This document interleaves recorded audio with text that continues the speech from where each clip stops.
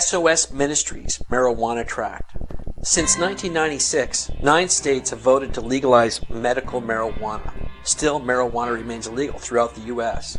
The U.S. Penal Code states that any person can be imprisoned for up to 1 year for possession of 1 marijuana cigarette and imprisoned for up to 5 years for growing a single marijuana plant. Is it wrong to use marijuana? Does the Bible have anything to say about it? The Greek word pharmakia is used 5 times in the New Testament, once in Paul's letter to the Galatians, and 4 times in the last book of the Bible, Revelation. 3 of these times, we are told that those who engage in pharmakia will not enter heaven. According to W.E. Vine's Expository Dictionary of New Testament Words, the word pharmakia refers to a sorcerer, especially one who uses drugs, potions, spells, and enchantments. While our word pharmacy is derived from pharmakia, the Greek word does not refer to all drug use, but rather drug use which is related to sorcery. Sorcery involves using certain kinds of drugs to open up oneself to the influence of Satan or demons. While very few people today claim to be sorcerers, the use of mind-altering drugs is certainly prevalent in our world today. Many non-Christian religions use mind-altering drugs as part of their ceremonies. Long ago, marijuana was used in shamanistic rituals in India, China, and Assyria. An ancient Chinese writing, the Pen Cao Qing, 100 AD, noted that if taken over a long term, marijuana, makes one communicate with spirits. A Taoist priest wrote in the 5th century BC that marijuana was employed by necromancers to set forward time and reveal future events. Today, many in groups, including the Rastafarians, the Tepecano Indians of Mexico, and the Kasai tribes of the Congo, use marijuana as a sacrament in their religious functions. The Kasai consider marijuana to be a god, the nectar of delight. The drugs used in sorcery are mind-altering. They change a person's beliefs, personality, and thinking. The change is long-lasting and often permanent. In this respect, alcohol is different from marijuana. A person might use alcohol to reduce temporarily his moral aversion to some activities such as fornication, sex outside of marriage. However, once the alcohol wears off, the person is likely to have the same moral aversion to fornication. In contrast, marijuana changes a person's thinking and beliefs. A person who smokes marijuana will often find himself thinking and believing that fornication is not sinful, that the whole idea of sin is wrong, that he should no longer trust the Bible, that there are many ways to God, and that he himself is God. The marijuana generation of the 1960s correctly condemned the hypocrisy of the alcohol generation of the 1940s and 1950s. Marijuana users are not hypocrites. They are deceived. Marijuana use does in fact open up people to demonic influence. It changes a person's personality, desires, and beliefs. Although its effects are subtler than LSD, this does not make it less dangerous. In some respects, its subtlety makes it more dangerous, since it is more deceptive in the way it draws a person away from God and toward evil things. After millions of people started smoking marijuana in the 1960s, our society experienced dramatic changes. Millions of people who believed in the Bible and Jesus Christ before they started using marijuana began to reject Christianity and embrace Eastern religions, New Age thinking, occultism, etc. They also began to reject biblical morality. Instead, they adopted the philosophy, if it feels good, do it. Most got involved in fornication, and many got involved in adultery, sexual promiscuity, pornography, etc. Marijuana weakens the natural moral restraints people have against engaging in these kinds of activities, our conscience and moral upbringing, and it does this by changing a person's beliefs and thinking. What about medical marijuana? The American Medical Association, the American Glaucoma Society, the American Academy of Ophthalmology, and the American Cancer Society have rejected the use of marijuana as medicine. A definitive study by Dr. M. Levitt found that neither marijuana nor synthetic marijuana were particularly effective in treating chemotherapy-induced nausea. Both marijuana and synthetic marijuana are ineffective in causing weight gain in AIDS patients.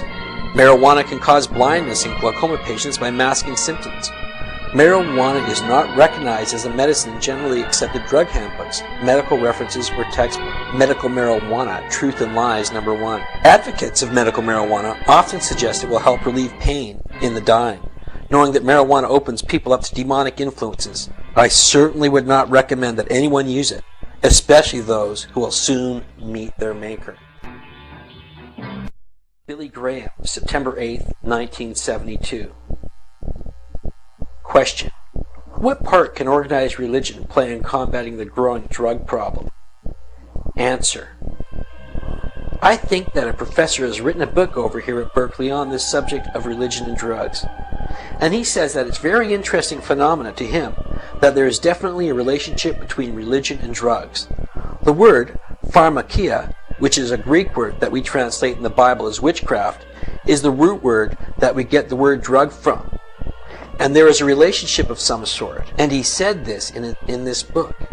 He said that the only total complete cure that he knows for hard drugs is a very deep spiritual experience. And he says, I don't know what that's true, but he says it is true. And we only have 2 hospitals in America that are dedicated to the drug problem. One is in Fort Worth, Texas, and the other Lexington, Kentucky Federal Hospital. And both of these hospitals, the psychiatrists say that they have less than 0.5% cured. And the head psychiatrist at Lexington said the same thing. He said, we find an interesting thing. When a person has a deep spiritual experience, we have a much greater possibility of curing their drug problem.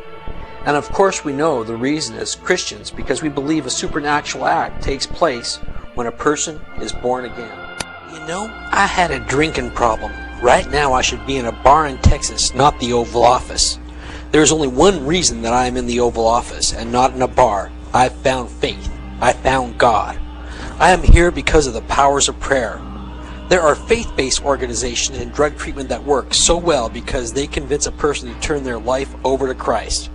By doing so, they change a person's heart, and a person with a changed heart is less likely to be addicted to drugs and alcohol. Bush accepted Jesus Christ into his life in 1986 after giving up alcohol and being led to conversion by the Reverend Billy Graham, whose influence on the White House can now be felt in Bush's faith-based drug treatment programs. Indeed, after giving up a life of past alcohol and drug abuse, it seems George W. Bush is intent in making a whole nation, if not the whole world, follow that lead, even if by the brutal force of the state. Bush has given hundreds of millions of dollars to solely Christian faith-based drug treatment groups, programs like the fundamentalist Christian drug treatment project Set Free Indeed, who claim, we rely solely on the foundation of the Word of God to break the hands of addiction. Once a person recognizes that only God can set them free, the rebuilding process can begin. Even the woman handpicked by Bush to head the Drug Enforcement Administration, the DEA, Karen Tandy, carries the party line with statements like, the power of prayer is unequaled in influencing adolescents from refraining from drug use. Drug abuse is a scourge that attacks a person's soul as well as a body, so it's fitting that the solution should engage the soul as well.